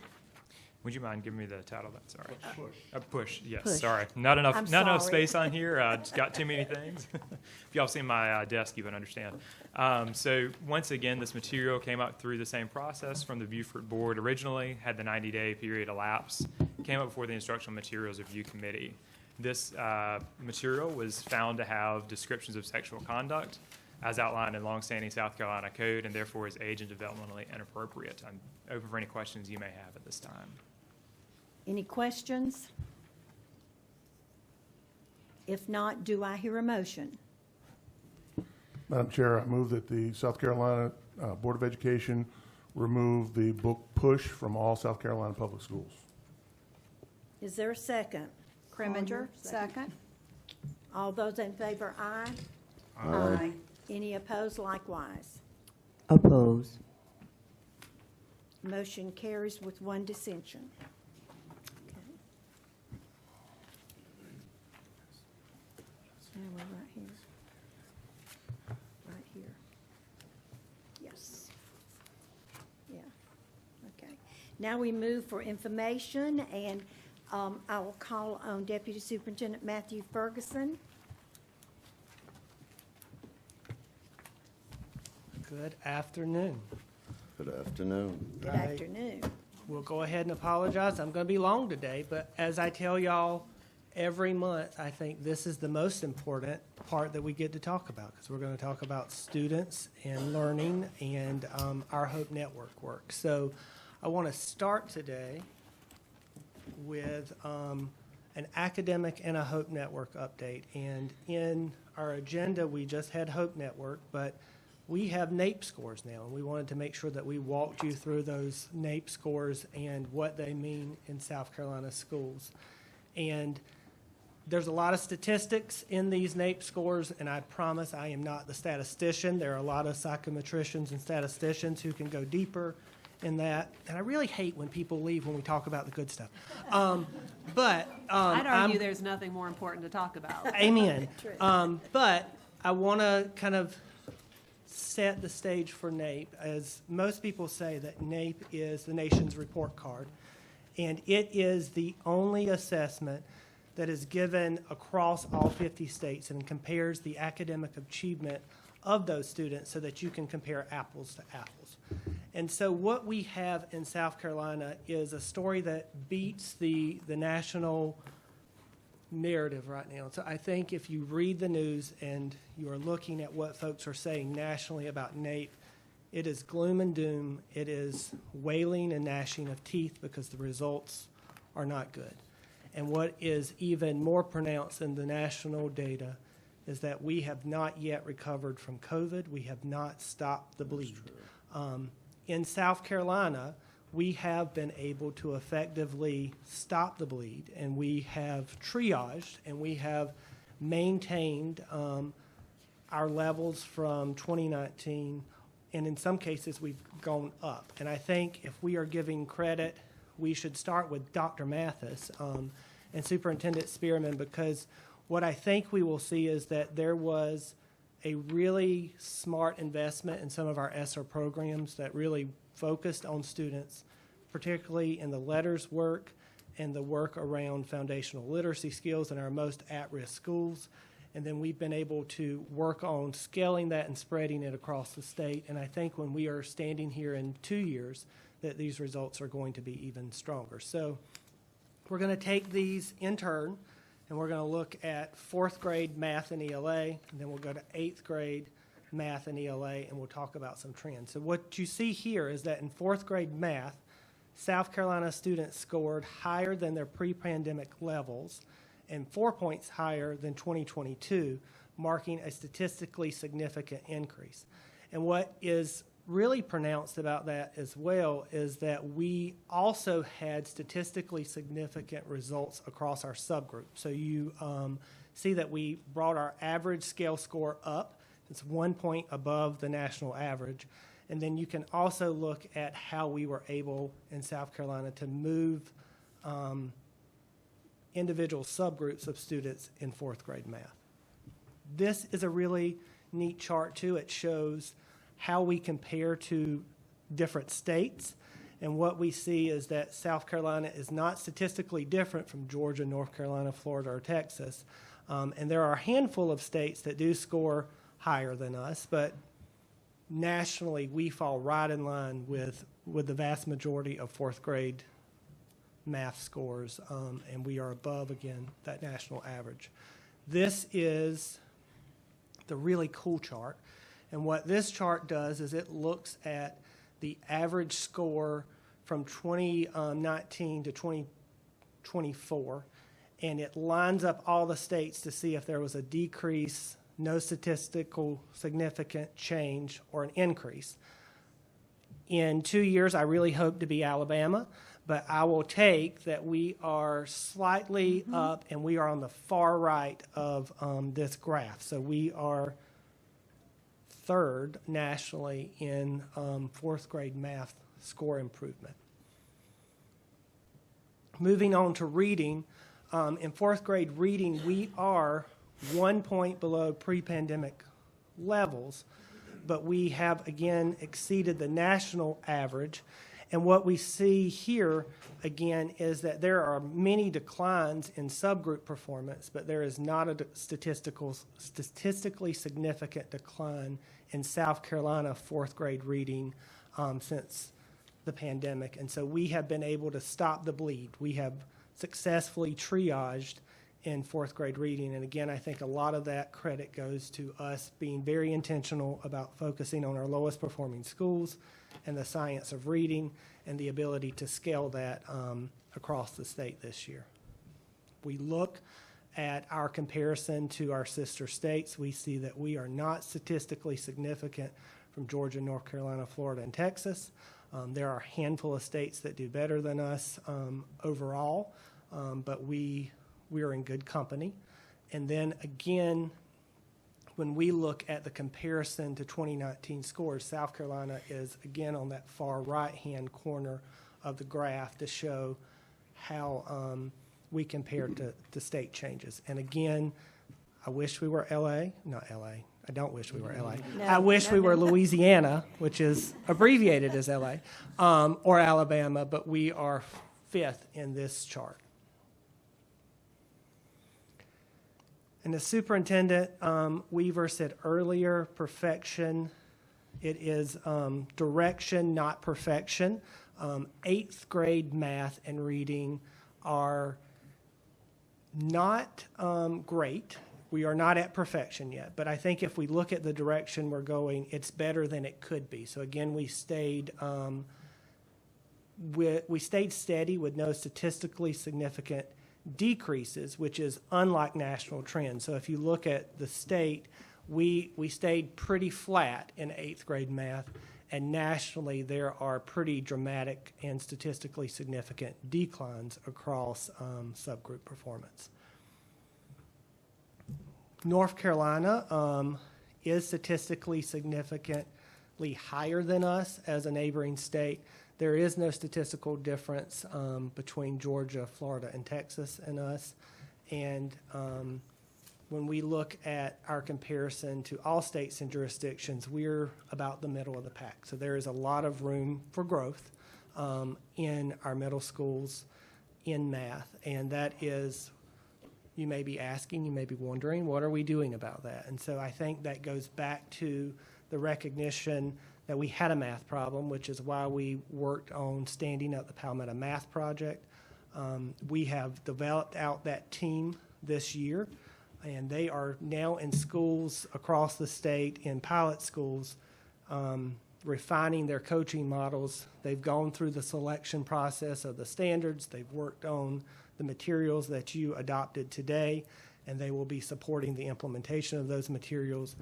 So, and then when we look at our high-intensity tutoring focus, that will also be focused on our middle schools. So we are looking at this data and other data to say middle school's the place where our data is not great. It's also where we are most likely to have vacancies, and it's also the place where teacher satisfaction is the lowest. So middle school is a place that needs more tender, loving care and attention, and that is what we are going to be working to do. 8th grade reading is similar. We are slightly below the national average, but we stayed statistically the same without any decreases, whereas the nation really dropped off the charts across all the different subgroups. Georgia does better than us instead of North Carolina in this comparison, but we are similar to many states, do slightly better than some and slightly lower than a handful of others. And again, we are about middle of the pack when we compare across our sister states and where our achievement is. Yes, sir. Dr. Ferguson, two things. You know, I do think that we are on a better path. Dr. Mathis and Dr. Spearman, Ms. Spearman, and Ms. Weaver and you, I think, have us on a good path with reading. I think that was shown with results from this, and I likely think that will get better. Math, I think what you are doing now will bear improvement, but with time.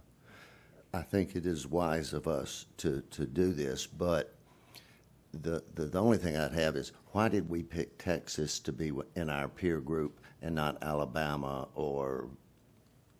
I just Yes, sir. I got North Carolina and Georgia pretty quick. Texas is doing some really interesting things around the science of reading and the implementation of high-quality instructional materials. So when we were pulling these slides, I compared us to them because of some of the work that they started really before we did in South Carolina, just to see if them being a year or so ahead made a difference. Because that's why I was wondering, with Mississippi having done some of the things that they had done and the alleged miracle in Mississippi, I was just wondering if they had been where would we have been if that had been chosen, and I didn't know. Yep. So if you look at this chart, you'll see that in, and I think this is 4th grade reading, it is Mississippi and us, there is no statistical difference. No change. We're on par with Mississippi as well. And then in 4th grade reading, we score, I can't read my own chart. Is that an MS in front of us in South Carolina? So they're slightly ahead of us. They're number 4.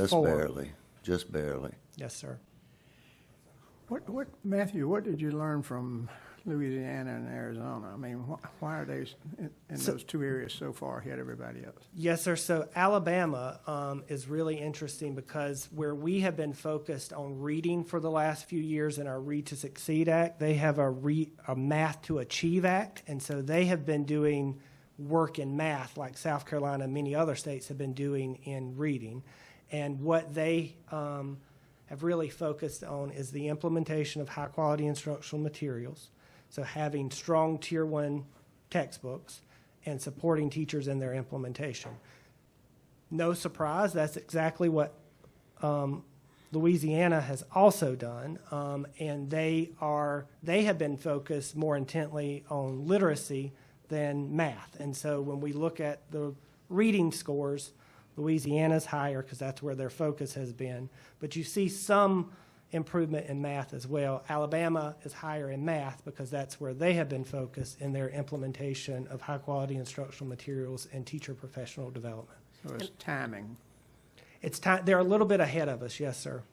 And I'd love to jump in here too. As a businessman, you'll appreciate that deployment of resources is everything. And so Louisiana has done a really masterful job at the state level in terms of really aligning the resources that go out to districts around those strategic priorities. And so that's work that's certainly ongoing here as well. I think the more we can create clarity and alignment, like what we're talking about, Dr. O'Shields, around focusing on the fundamentals, and then providing the supports to you all that'll help us get there, I think is where the real difference was made in Louisiana. And get the legislative support too. Yeah, they did, Yeah, yes, sir, they did. absolutely. Yeah. Can I ask a quick question about you? What specifically are they doing with their Math to Achieve? Do you know how, you said materials, but can you be a little bit more specific? They've done the adoption of high-quality instructional materials. They've done a lot of professional development around the implementation of those materials, and they've also focused on it. So there's tons of professional development. There's tons of support for teachers in the delivery of those materials and the setting of a high expectation. And I don't want to misspeak, but there may also be some metrics for retention set to math versus reading. I think that's in policy. I'm not 100% sure it's in law. Are they targeting a specific age group, elementary school, middle school? What do you know? They're doing it all. Across They're the doing board? all of it. And Matthew, wasn't Alabama one of the states that led out with rewriting their standards to a higher level? They did, and thank you, Dr. Mathis. That's a great connection to our math standards. So one of the changes that Alabama led the nation with was the focus on data science and data analysis, not just a rush to algebra. And so how do we build that data modeling, that data science into math standards? And that was a model that South Carolina followed in its refinement and readoption of its math standards and focusing on the fundamentals without having all the extra pieces that are vertically aligned. So I think that is another thing Alabama did that shows up in these results. And I'll tell you this, we have a struggle with students with reading, writing, and math, and it extends into college. Students can't pass basic math skills tests. They can't write sentences that make sense. They don't even understand what it means to write to write an essay. They don't understand the mechanics of writing or the mechanics of math. It's very, very basic things that they should have been equipped with by middle school at the latest, and they're graduating high school and they can't do these things. And that is a great point and I think it also leads to the teachers, because as we have talked to teachers and talked to folks in the math arena around how do we support, teachers who teach elementary school often are much more likely, are much more likely to see themselves as reading teachers, not math teachers. And so I think the professional development to support all of our teachers to be math teachers, to make sure that all students see themselves as math students is going to be a bigger lift than it is in literacy, but we are going to have to come alongside and really build that content knowledge for those teachers who are teaching math. And it's another this is a bit of a rabbit trail, but it's another reason that I think those assessments like Praxis are so fundamental, because we've got to have folks who, at a very basic level, understand math if we want folks in classrooms teaching math. And Matthew, I Very think good. when the standards, Yes, sir. when the standards were written for math, you wrote them with the end in mind and worked down as to where students, so if we want to be here at the end, every step along the way, you have to be at a certain point. And I think this also shows, as far as 8th grade, the impact that COVID had on us and the instruction and what we lost during that time, and it's been hard to recover, especially in math. And I think some of the very basic skills in elementary school, even coming out of the pandemic, students just missed those. And teachers, unfortunately, felt, I've got to go on with my standards, and it was just overwhelming to them to go back and reteach the things they missed. And I think it just didn't happen in some cases. Right.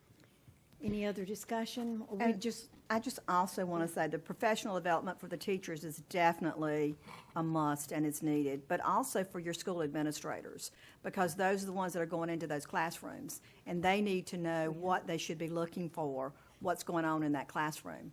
So they need to definitely know, the literacy, the math, the good professional development for our administrators is a must. And just another point on that to underline, because it bucks the national trend, is that economically disadvantaged students nationally took pretty dramatic declines across the state or across the nation. But in South Carolina, our subgroup of economically disadvantaged students maintained their pre-COVID performance or improved since the pandemic, and that is not true of the nation. So I think that's another positive that we should point out. And again, this is not the destination. When we are standing here in 2 years, these results will be better, God willing, and the creek don't rise. But they are showing that we are pointed in the right direction and are making improvements. Right, and Dr. Ferguson, we are pleased to see that forward movement with the NAEP scores and everything, and our teachers moving with our students and our education leaders and all. So it's good to see that movement forward, definitely. All right, next is our Hope Network update. So the General Assembly gave us a gift. They asked us through proviso to write a report on Williamsburg County School District emergency management. And so over the fall, we worked really diligently to create a report. I think you have that report in your packet, but I wanted to provide a high-level summary of what went into that report and where we are going in Williamsburg County. So many of you may remember, I learned some history lessons for why we were in Williamsburg, but Williamsburg was taken over and a state of emergency was declared because of deficiencies in federal program compliance, in IDA, Title I, and Perkins funding. They were high risk in their fiscal management. They also there were some concerns around their accreditation status and whether or not they would be able to award high school diplomas. And then they had chronic underperformance in student achievement and also experienced high leadership turnover. So since the department has declared that state of emergency and worked with that district, we have been working both in this administration and in prior administrations to stabilize the district operations. We have been working to address compliance issues in federal programs. With Superintendent Weaver's emphasis on the Hope Network, we have been really focusing on improving instructional outcomes, looking at talent development and retention, and also operational effectiveness. We have supported at the state the implementation of those high-quality instructional materials, both in English language arts and in math. So there are new materials, some of the HQIM that the state is now adopting. Williamsburg got to go first in many respects and get that a couple of years off cycle because we really needed to prioritize Tier 1 instruction in that county. And then also providing professional development instructional coaching, and board training to improve governance that is focused on student outcomes. So this past year, working with Williamsburg County Board, we have worked with a board coach who talks to them almost daily, I think, and meets with them monthly to work on what the board should be considering, how they should be thinking about the different and various issues that arise to the board through the lens of student outcomes, and focused on how do we improve the experience of all the students in Williamsburg County, and the board has done phenomenal with that. What I would also show is some of our progress and outcomes. So there's a lot of data in the report if you want to look at, but this is SC Ready results in Williamsburg County from 2017 when the state took over to 2024 today. And what you see is that the percentage of students in Williamsburg County who are meeting and exceeding ELA proficiency has doubled over the tenure that the State Department has been there helping support the implementation and the instructional program in that county. And so it was 21% in 2017. It is currently 41, almost 42% in 2024. You will notice that the state average also increases over that same amount of time, but not at the level that Williamsburg has experienced improvement. Similar results in math. If you look at end of course results, you also see a similar trajectory.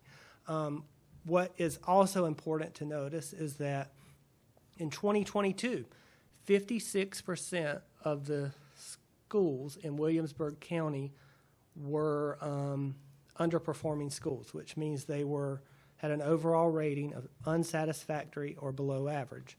In 2024, 0 schools in Williamsburg County had a report card rating of unsatisfactory or below average.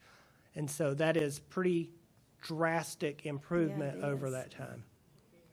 Great. So what are we doing? We are working towards the return of control to the local school board, but it's not a given. So in our report that you have, we laid out in very plain writing to everybody involved, these are the things that must be true for the return of local control. And we look at sustained academic performance. We've met the benchmarks for 1 year. We've got to see those benchmarks for student performance continue and be sustained. We've got to think through leadership capacity. How are we training our principals, our district office staff, our superintendent to be able to maintain this when the State Department is no longer there? How do we make sure that there is a pipeline of well-developed teachers and educators and administrators in Williamsburg? And then how do we also continue to support the local board as the state steps away and returns control to the locally elected school board? And so this year, what we are doing is we're calling it a bridge to local control. So the local school board acts like any other local school board. They have meetings, they take votes, they make recommendations for ratification by the State Department of Education. And so it's their ability to recommend, do what they would as a normal school board with just the safety measure that the department is continuing to look.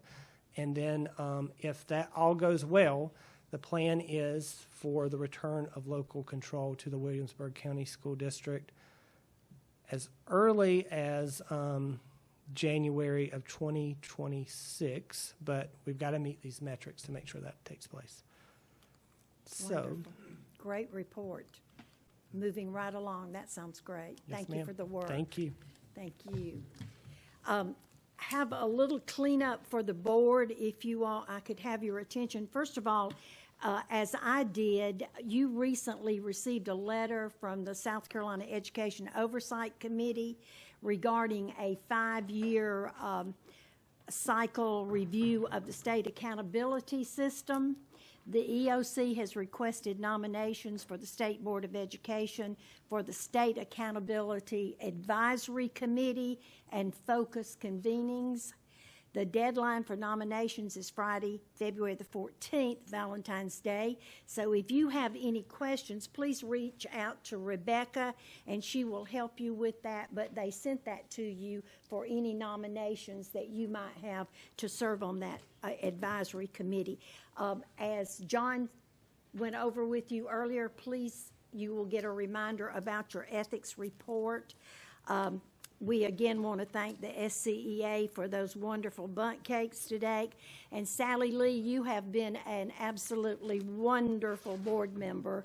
You have represented the 10th Congressional District with great grace and education and all. And while we are definitely going to miss you, we know you're going to show up somewhere else in the education system. And I just want to ask Tony Denson if he will stand up. You will be seeing a lot of him come from the 10th Congressional District in the next month or so. So we'll be welcoming you to the board. Thank you. Is there any other board members that have anything to share for the good of the order? The only thing I would ask, and we had mentioned it just as a put aside until the spring, and it will be spring before you know it, was do we have anything with the status of the survey regarding the cell phone implementation, and how has that gone, and will we have that? Because I don't want it to get gone and forgotten. Yeah, no, absolutely. So we did a pre-survey in December that went out to all educators and are compiling that data now. The directive of this board was that we conduct another survey before the end of April, and so we will be doing that post-survey in time to present you all with those reports. But I'll just say anecdotally, the feedback that I have gotten has been overwhelmingly positive. The consistent feedback that I've had from educators, and I just mentioned I was down in Bamberg with those 2 high school principals. High school principals are tough nuts to crack, right? They've got a big job. And so the principal at Bamberg, Earhart, said, superintendent, not a phone in sight, not a phone in sight. I said, yes, sir, I saw that. How's it going? And he just shared, honestly, it's been really great. And at Denmark-Oler, they said, they've maybe had 5 incidents all January where they had to tell somebody to put away a cell phone. I got a text from a teacher that just said this was my best work day ever, the first day that the policy went into place. And I think one of the most encouraging things that I've heard was from a large high school in the upstate. An AP US history teacher just shared that her students are bringing Legos and board games to lunch, and they are actually conversing with each other and having face-to-face conversations. And so I am really excited for the trajectory of the policy and look forward to informing you all as we continue that survey. Absolutely. Great. Thank you, Superintendent. Any other discussion or anything for the good of the board? If not, do I hear a motion that we adjourn? So Premature. moved. Second? Second. All those in favor say aye. Aye. Any opposed likewise. We stand adjourned.